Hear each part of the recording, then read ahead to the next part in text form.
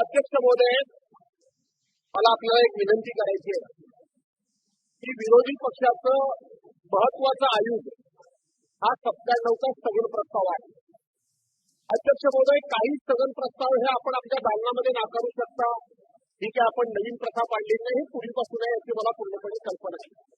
परंतु सर्वसाधारणपणे अध्यक्ष महोदय, आम्ही ज्या वेळेला अशा पद्धतीचे स्थगन प्रस्ताव देतो त्यावेळेला साधारणपणे विधानसभा अधिनियम 97 अन्वये हे प्रस्ताव तुमचे त्या निकषामध्ये कसे बसत नाहीत हे आम्हाला आपण सुनावलं पाहिजे आणि आम्ही कसे बसतात हे आपल्याला किमान आम्ही सांगितलं. त्यानंतर मी तुम्हाला संधी दिलेली, पण त्याच्या व्यतिरिक्त ते सर्व काही बोलले नाही. मी सांगतो ना, म्हणून मी सांगतो ना अध्यक्ष महोदय की हे 1900 हा जो 97चा प्रस्ताव जो आम्ही दिलेला आहे तो कसा निकषामध्ये बसतो. अध्यक्ष महोदय, आज ज्या एका शेतकरी कुटुंबाचा माझे सन्मान्य सदस्य विजय वडेट्टीवार यांनी उल्लेख केला. अध्यक्ष महोदय, अधिवेशन सुरू आहे.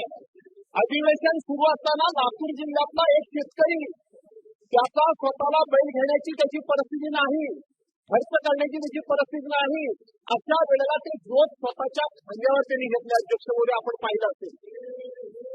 आणि त्याची 70 वर्षाची पत्नी डोळ्यामध्ये पाणी आणून एक इज्जतशीर एक महाराष्ट्राची खऱ्या अर्थानं जी इज्जत असलेली डोक्यावर पदर घेऊन ते जोत दादा हातते, जरा बघा ते जोत हातते म्हणजे नवरा बैलाच्या जागी ते झुंकला गेलाय. सरकारची जबाबदारी नाही. अध्यक्ष महोदय, अधिवेशन चालू असताना सरकारकडून जबाब मागायचा कधी मागायचा? ज्यावेळेला एरवी सरकार वाटेल ते घोषणा करत असतं. पण अध्यक्ष महोदय, अधिवेशन चालू असताना अशा विषयावर तुम्ही चर्चा नाकारता, आमचं म्हणणंही ऐकून घेत नाही, नियमामध्ये हा प्रस्ताव कसा बसतो हेही तुम्ही ऐकून घेत नाही. कशाच्या जोर कसल्या शेतकऱ्यांचं सरकार, कशाला शेतकऱ्यांची काढू आणतो या ठिकाणी. आणि म्हणून अध्यक्ष महोदय, माझं स्पष्टपणे म्हणणं आहे की आम्ही दिलेला हा प्रस्ताव नियम 97 मध्ये तंतोतंत बसतोय. याची सर्वस्वी जबाबदारी सरकारवर आहे. अधिवेशन चालू आहे, सरकारचा डायरेक्ट संबंध या घटनेशी आहे, या आत्महत्यांशी संबंध सरकारचा डायरेक्ट संबंध आहे.